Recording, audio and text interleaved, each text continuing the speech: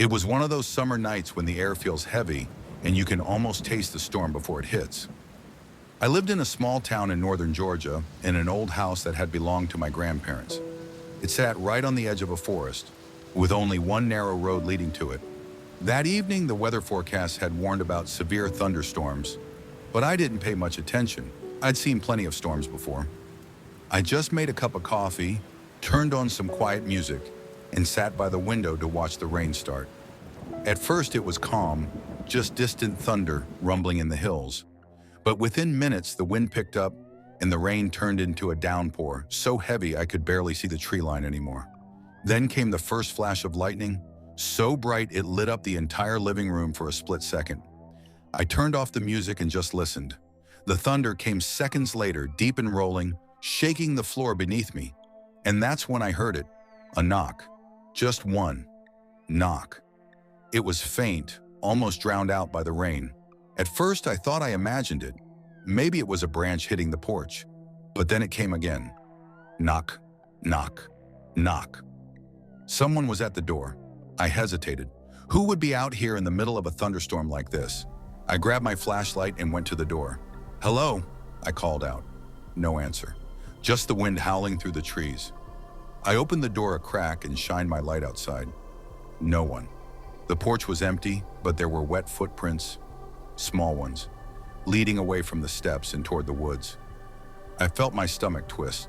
The prints looked like they were made by bare feet. I shut the door and locked it. Maybe some kid got lost. That's what I told myself. But an hour passed and the storm only got worse.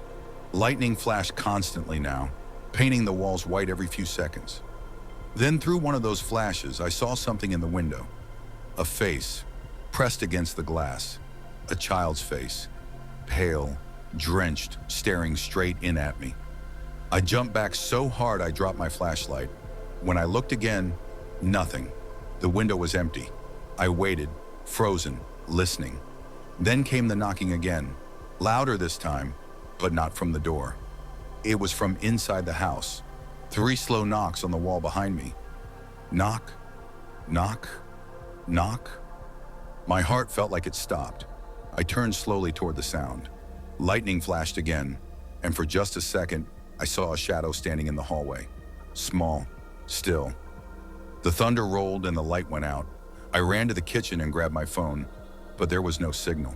The rain was slamming against the roof like a waterfall now. Then I heard the back door creak open. I froze in place. It wasn't the wind. The door latch had clicked. Someone was in the house. I moved quietly toward the back, gripping the flashlight like a weapon. Each flash of lightning showed me glimpses of the hallway. Wet footprints on the floor, leading toward the living room. I followed them step by step until they stopped right by the couch. There, sitting with her back to me, was a small figure. Long, dripping hair, wearing what looked like a torn white dress. "Are you okay?" I whispered. She didn't move. Another flash of lightning lit up the room, and I saw her face.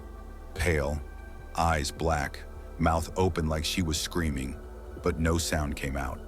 When the thunder hit, she vanished, just gone. Only the wet footprints remained, fading slowly into the carpet. The storm ended around 3 a.m. I didn't sleep that night. The next morning I went outside. The air was heavy and damp, and the forest looked calm again. But there out at the edge of the trees, I saw something hanging from a branch. A small torn piece of white cloth, swaying gently in the wind.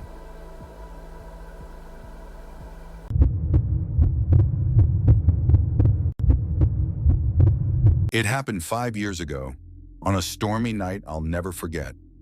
I was working the night shift at a small gas station off Highway 19, the kind of place that only got a few customers after dark. Most nights were quiet, almost peaceful, but that night something felt different. The sky had turned almost black by 8 p.m., and thunder rolled constantly in the distance. The storm hit hard around 9. Rain poured down so heavily that the streetlights outside flickered, struggling to stay lit. I was alone that night. My coworker called in sick, so it was just me, the rain, and the hum of the fluorescent lights. At around 9:30, a flash of lightning lit up the parking lot. and I saw someone standing near the pumps. A woman wearing a long beige coat, completely soaked, just standing there. I waited, thinking she might come inside. She didn't move. I leaned closer to the glass and saw her looking right at me. Her hair was dripping wet, sticking to her face. I opened the door slightly and called out, "Ma'am, are you okay? You can come in. It's dangerous out there." No response. She just stood there, head slightly tilted. Then the thunder hit, loud enough to make me jump. And for a split second, she was gone. Just vanished. I walked outside, rain soaking my jacket instantly, but there was no one there. Only the sound of the storm and a car engine idling somewhere in the distance. I went back inside, locked the door, and tried to calm myself down. Maybe I was just seeing things in the lightning. But around 10:15, I heard something that froze my blood. A faint tapping sound. It was coming from the window next to the coffee machine. I looked over and saw a wet handprint slowly appear on the glass. Then another. Then another. They started sliding down, one after the other, as if someone was pressing both hands against the window and dragging them downward. I grabbed my phone to call the sheriff, but the power suddenly went out. Total darkness, except for the flashes of lightning outside. And in one of those flashes, I saw her again, standing inside the station, right by the shelves of snacks, her coat dripping, her head tilted the same way. I dropped my phone. The thunder rolled again, and she was gone. The lights flickered back on after a few seconds. The floor where she had stood was soaked, a small puddle of water in the exact shape of footprints. When the sheriff arrived an hour later, the storm had finally passed. He told me something I'll never forget. 2 weeks before that night, a woman had died on that very highway during a thunderstorm. Her car crashed into a pole right next to the gas station. They said she had been trying to find help.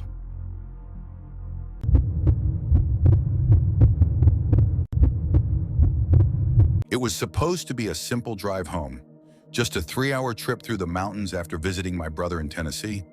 But halfway through, the weather changed. Fast. The first raindrops hit the windshield around 8 p.m., and by 8:10, the sky had turned black. Lightning cracked across the valley, and thunder rolled between the peaks. The road I was on, an old winding 2-lane path, didn't have any cell service. No gas stations, no houses, just miles of trees and rock walls on either side. I slowed down as the rain turned into a curtain of water. The wipers couldn't keep up. Then I saw headlights behind me. They came out of nowhere. 2 bright beams cutting through the storm, tailing me too closely. At first I was relieved. It meant someone else was on this road. But the relief faded fast when I realized the car wasn't trying to pass. It was following me. Every turn I made, it stayed behind me. Every time I slowed down, it slowed too. When I sped up, it matched my speed. The storm grew worse. My visibility was nearly zero. I took a sharp curve, and in the rearview mirror, the headlights were gone. For a few minutes, I thought they had turned off the road. But then, another flash of lightning lit up the forest ahead. And for a split second, I saw a figure standing in the middle of the road. I slammed the brakes. The car skidded sideways and stopped just feet from the figure. My headlights revealed no one, just an empty stretch of wet asphalt. I sat there, heart pounding, trying to catch my breath. Then came the knocking, soft, deliberate knocks on my back window. Knock, knock, knock. I spun around, but it was too dark to see anything. Another lightning flash lit up the interior for an instant, and in the reflection of the glass, I saw a face. Pale, expressionless, eyes wide open. I screamed and hit the gas, speeding down the road blindly. Branches whipped the car. The rain roared like static in my ears. When I finally reached a small rest stop 15 minutes later, I jumped out of the car, soaked and shaking. The attendant looked at me like I was insane. He said, "You're lucky you made it through. That road's been closed for months. Landslide wiped it out past the bridge." I froze. "I just drove through it," I said. He frowned. "No, you couldn't have. The bridge collapsed weeks ago. Nobody's been up there since that accident." I asked him what accident. He hesitated before answering. "A man lost control of his car in a thunderstorm, went off the road. They said his body was never recovered. I turned slowly toward my car. Water dripped from the roof in steady drops. And there, on the back window, were 3 fresh, muddy handprints.